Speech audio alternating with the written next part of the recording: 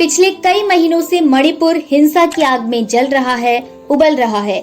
मणिपुर में त्राहिमाम मचा हुआ है और जब से मणिपुर से वायरल वीडियो सामने आया है तब से पूरे देश को और दुनिया को ये पता चल गया है कि मणिपुर में किस तरह की स्थिति बनी हुई है और मणिपुर में किस तरह लोगों के साथ अत्याचार हो रहा है। तो पूरा देश अब ये तो जानता है कि मणिपुर जल रहा है, लेकिन अधिकतर लोग अभी भी ये नहीं जानते कि आखिर मणिपुर में ये हिंसा हो क्यों रही है। तो आइए आज के इस वीडियो में समझते हैं कि मणिपुर में ये हिंसा क्यों हो रही है।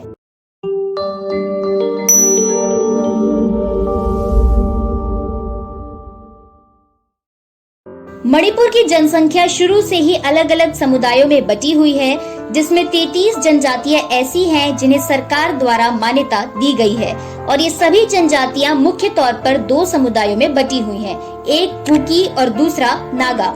मणिपुर में मैतेई समुदाय की आबादी 53% से ज्यादा है।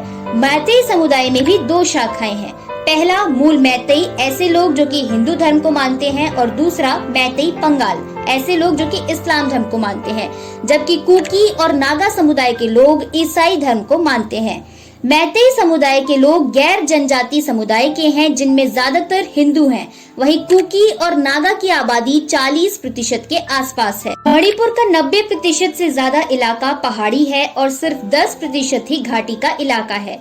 पहाड़ी इलाकों पर नागा और कुकी समुदाय का दबदबा है, तो वहीं घाटी के इलाके में मैतेई समुदाय का दबदबा है। लेकिन राज्य में मैतेई समुदाय की 53% आबादी होने के बावजूद वो सिर्फ घाटी के 10% इलाके में ही रह सकते हैं। इसके साथ ही मणिपुर में एक कानून है जिसके तहत घाटी में बसे मैतेई समुदाय के लोग पहाड़ी इलाकों में न बस सकते हैं और न ही जमीन खरीद सकते हैं, लेकिन पहाड़ी इलाकों में बसे जनजाति समुदाय के कुकी और नागा घाटी में बस भी सकते हैं और जमीन भी खरीद सकते हैं। तो पूरा मसला इस बात पर है कि 53% से ज्यादा आबादी सिर्फ 10% इलाके में रह सकती है, लेकिन 40% आबादी का दबदबा 90% से ज्यादा इलाके पर है। मैतेई समुदाय की ओर से मणिपुर हाईकोर्ट में याचिका दायर की गई थी, जिसमें उन्हें अनुसूचित जनजाति का दर्जा देने का मुद्दा उठाया गया था। याचिका में दलील दी गई थी कि 1949 में मणिपुर भारत का हिस्सा बना था। उससे पहले तक मैतेई समुदाय को अनुसूचित जनजाति का दर्जा हासिल था, लेकिन बाद में उन्हें शेड्यूल्ड ट्राइब्स यानी एसटी लिस्ट से बाहर कर दिया गया। इसी मुद्दे पर मणिपुर हाईकोर्ट के acting chief justice MV Muralidharan ने एक आदेश दिया था। इसमें हाईकोर्ट ने राज्य सरकार से मैतेई समुदाय को जनजाति का दर्जा दिए जाने की मांग पर विचार करने को कहा था। मणिपुर हाईकोर्ट के इस आदेश के बाद नागा और कुकी जनजाति के समुदाय भड़क गए। नागा और कुकी समुदाय का कहना है कि मणिपुर की राजनीति और सामाजिक ढांचे में मैतेई समुदाय का पहले से ही बहुत प्रभाव है और राज्य के 60 में से 40 विधायक इसी समुदाय से आते हैं और सरकारी नौकरी में भी इस समुदाय का ज्यादा दबदबा है। इसलिए अगर उन्हें अनुसूचित जनजाति का दर्जा दे दिया गया तो नागा और कुकी समुदाय के लोग पिछड़ जाएंगे। तो निष्कर्ष में कहें तो ये विवाद आरक्षण और जमीन को लेकर है, जिसमें मैतेई समुदाय चाहता है कि उन्हें राज्य में एसटी का दर्जा दे दिया जाए ताकि उन्हें शिक्षा और नौकरियों में आरक्षण के साथ साथ पहाड़ों पर जमीन खरीदने का अधिकार भी मिल जाए। लेकिन नागा और कुकी समुदाय इसका विरोध कर रहे हैं और वो नहीं चाहते कि मैतेई समुदाय को एसटी का दर्जा दिया जाए। अब जब 77 दिन बाद मणिपुर में हो रहे अत्याचारों का एक विभत्स वीडियो वायरल हुआ, तब इस देश की सरकार और विपक्ष की नींद खुली। लेकिन सवाल अब भी यही है कि मणिपुर में ये हिंसा दो समुदायों के बीच में हो रही है, तो मणिपुर की महिलाओं को निशाना क्यों बनाया जा रहा है।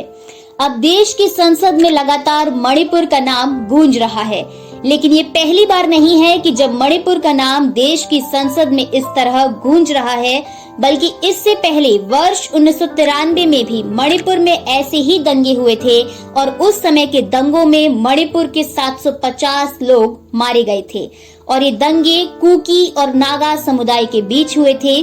बस तब फर्क इतना था कि जो सरकार आज सत्ता में है उस समय वो विपक्ष में थी और जो सरकार आज विपक्ष में है वो उस समय सत्ता में थी। यानी देश में कांग्रेस पार्टी की सरकार थी और प्रधानमंत्री थे पीवी नरसिम्हा राव। बीजेपी विपक्ष में रहते हुए कांग्रेस की मौजूदा सरकार से तब जवाब मांग रही थी, तो इतने समय में मणिपुर में सरकारें आई और बदल गई, लेकिन मणिपुर की स्थिति जस की तस है।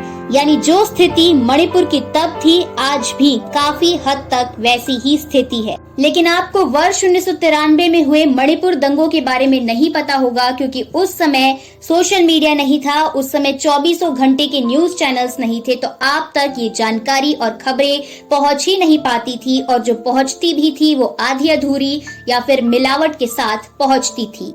मणिपुर इस देश का महत्वपूर्ण हिस्सा है, और मणिपुर इस तरह हिंसा की आग में जल रहा है, ये देश की जनता नहीं देख सकती है।